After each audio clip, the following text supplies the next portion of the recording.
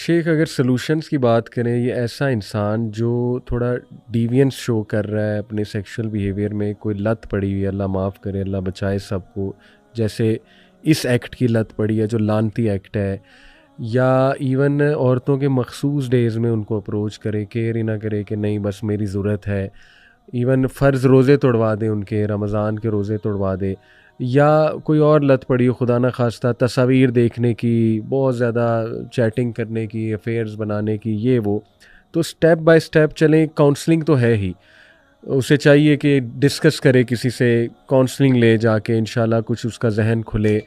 اور شرعی طور پہ شیخ کیا اس کو آپ سمجھتے ہیں اسٹیپ کیا ہونا چاہیے، گائیڈ لائن؟ دیکھیں بات سنیں، دل جو ہے نا، دل یہ سارے جسم کا مرکز ہے، اور دل کے اوپر سارے اعمال افعال دل کے اوپر اثر انداز ہو رہے ہوتے ہیں. ہم جو کچھ کر رہے ہوتے ہیں یہ دل کے اوپر اثر انداز ہو رہے ہوتے ہیں. اور دل کے بارے میں نبی پاک صلی اللہ علیہ وسلم نے فرمایا کہ جس کا دل بگڑ گیا اس کا سارا جسم بگڑ گیا. دل صحیح ہو گیا سارا جسم صحیح ہو گیا.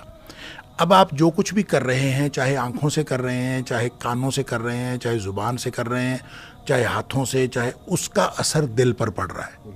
نبی کریم صلی اللہ علیہ وسلم نے فرمایا کہ جب کوئی شخص گناہ کرتا ہے نا تو اس کا سیاہ نقطہ لگ جاتا ہے دل کے اوپر. اگر اس کے بعد نیکی کر لی تو سیاہ نقطہ نکل جاتا ہے، سوقل قلبہ، اس کا دل صاف ہو جاتا ہے. لیکن اگر اس نے نیکی نہیں کی، اس کے بعد اس کو بار بار کرتا گیا تو وہ نقطہ لگتے لگتے لگتے پورا دل سیاہ ہو جاتا ہے.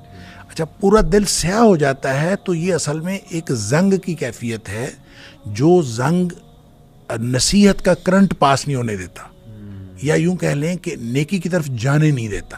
یہ گویا آپ اپنے آپ کو جو نیکی کی جو ٹینڈنسی تھی یا نیکی کا جو کیپیسٹی تھی، جو ایبلٹی تھی، وہ ختم کر لی، جس کو آپ کہتے ہیں مجھ سے اب ہوتا نہیں. اب اس کا مطلب ہے دل خراب ہو گیا. تو اب آپ نے کیا کرنا ہے؟ وہ جو دل خراب ہوتا ہے، اس میں دو باتیں میں دو ڈفرینٹ ڈائمینشن میں کرنا چاہتا ہوں. جب دل خراب ہو گیا ہے تو دل خراب ہونے میں جو سب سے زیادہ ایفیکٹ ہوتا ہے نا، سب سے تیز، وہ آنکھ کا ہوتا ہے. اس لیے نبی کریم صلی اللہ علیہ وسلم نے فرمایا آنکھ شیطان کے تیروں میں سے ایک تیر ہے. ٹھیک ہے جی، یہ ہو نہیں سکتا کہ یہ کسی جگہ پہ پڑے اور یہ آپ کے اوپر شیطانیت جو ہے وہ طاری نہ کر دے، شیطنت طاری نہ کر دے، یہ ہو نہیں سکتا. لہٰذا اس کو نگاہ کو جو ہے وہ اس کی حفاظت کرنی بہت ضروری ہے.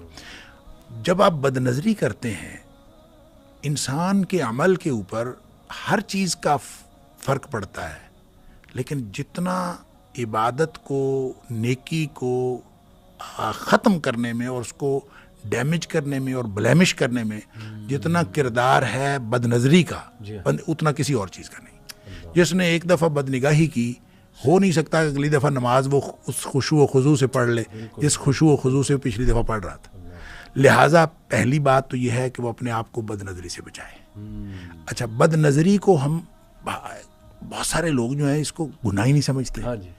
اچھا، مثلاً میں آپ کو بتاتا ہوں، میں 2006-07 میں گلاسگو میں تھا، تو ہمارا جو ہے نا وہ نان مسلمس کے ساتھ ایک انٹریکشن تھا.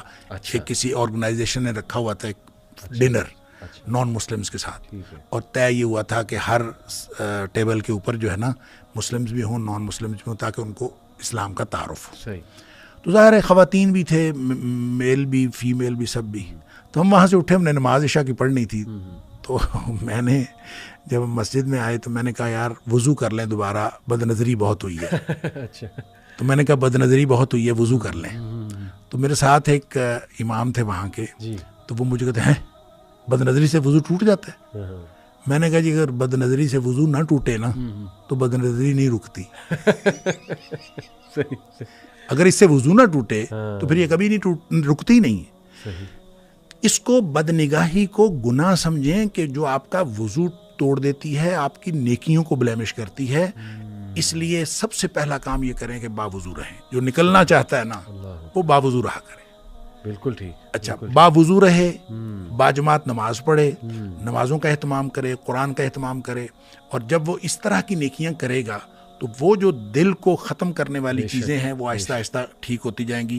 اور وہ جو کہتا ہے نا مجھ سے ہوتا نہیں ہے, میں ہیلپ لیس فیل کرتا ہوں, وہ خود بخود اللہ تعالیٰ اس دل کو ٹھیک کر دے گا اور ہونا شروع ہو جائے گا, اس کی ول پاور بھی بلڈ ہو جائے گی. دوسری طرف یہ ہے کہ ایک حدیث میں آتا ہے کہ صحابہ نے نبی پاک صلی اللہ علیہ وسلم سے پوچھا, اس وقت جب نبی پاک صلی اللہ علیہ وسلم نے بتایا ان القلوب لتصدع کما یصدع الحدید اذا اصابہ الماء, دلوں کو زنگ لگ جاتا ہے جس طرح سے لوہا پانی میں پڑا رہے تو اس کو زنگ لگ جاتا ہے, اسی طرح دلوں کو زنگ لگ جاتا ہے.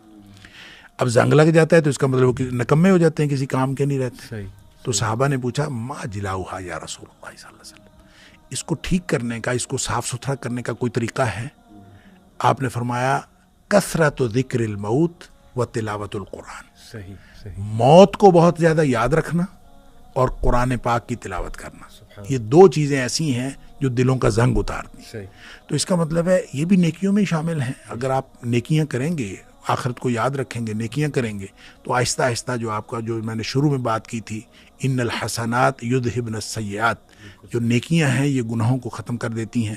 تو اگر کسی نے نکلنا ہے اس دلدل سے تو بڑا زبردست قسم کا جو سہارا ہے وہ نیکیاں ہیں, اور اس میں نیکیوں میں بھی زبردست اگر ہم مزید فوکس کریں تو نماز اور قرآن. ان الصلاۃ تنہا عن الفحشاء والمنکر, برائی اور بے حیائی سے نماز روکتی ہے. اور ان ھذا القرآن یہدی للتی ہی اقوم, یہ قرآن ہے جو سیدھے رستے پر لے جاتا ہے. اور اگر انسان ادھر جڑ جائے تو انشاءاللہ آہستہ آہستہ. شیخ نماز کی بات کریں تو فجر میں کتنی پاور ہے نفس کو کنٹرول کرنے کے حوالے سے؟ اور اپنے اندر کوئی پاور آئے گی تو پھر فجر میں پاور آئے گی نا. جب آپ اٹھتے ہی نہیں ہیں فجر کے لیے تو پھر وہ پاور کیسے آ سکتی؟ دیکھیں نماز جو ہے نا, نماز یہ اس کا مطلب یہ نہیں ہے کہ آپ اپنی مرضی سے پڑھیں. نماز وہ ہے جو اللہ کی مرضی سے پڑھی گئی. اللہ کی مرضی کی نماز میں جس طرح مغرب آپ نے ٹائم پہ پڑھنی ہے, اسی طرح فجر بھی ٹائم پہ پڑھنی ہے. جس طرح وہ آپ نے مسجد میں جا کے باجماعت پڑھنی, وہ بھی مسجد میں جا کے باجماعت پڑھنی. جب آپ نے یوں 5 نمازیں پڑھی نا تو وہ اللہ کی نہیں, پھر وہ اللہ کی نماز ہے, وگرنہ وہ اللہ کی نماز نہیں ہے. آپ کسی سے پوچھیں کہ نمازیں پڑھتے ہو, کہتا ہاں پڑھتا ہوں, کبھی 5 پڑھ لیتا ہوں, کبھی 4 بھی پڑھ لیتا ہوں, کبھی 3 پڑھ لیتا ہوں, لیکن اکثر میں 5 پڑھ لیتا ہوں. بھئی 4 کیوں پڑھ لیتے ہو, 3 کیوں پڑھ لیتے ہو؟ اس لیے کہ اپنی مرضی, اور اپنی مرضی سے 5 بھی پڑھ لی تو وہ آپ کی نماز نہیں ہے. اللہ کی نماز ہے تو وہ 5 ہے, اس میں کمی نہیں واقع ہو سکتی. اس میں فجر کی نماز بھی ہے. لہٰذا جب آپ یوں نماز پڑھیں نا, اقیم الصلاۃ, نماز قائم کریں گے, تو پھر اس کے اندر وہ طاقت پیدا ہوگی کہ آپ کو ہر چیز سے وہ روک لے گی. ہم جب نماز کو اس طرح کا کرتے ہی نہیں ہیں تو گلا کر رہے ہوتے ہیں جی نماز تو ہم پڑھتے ہیں لیکن یہ روکتی نہیں ہے, پھر بھی یہ روکتی نہیں ہے. آپ پہلے نماز کو نماز تو بنائیں تو پھر آپ گلا کریں.